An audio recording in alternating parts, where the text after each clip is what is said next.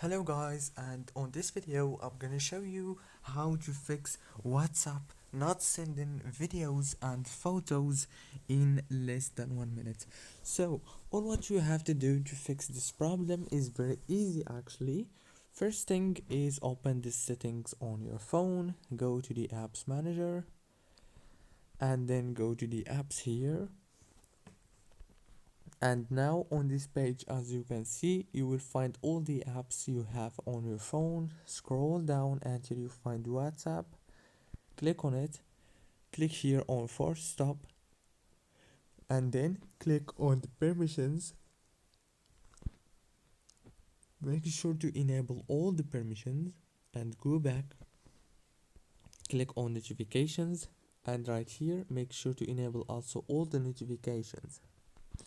After that, restart your phone and reopen WhatsApp, and the problem must be solved. Don't forget to like and subscribe.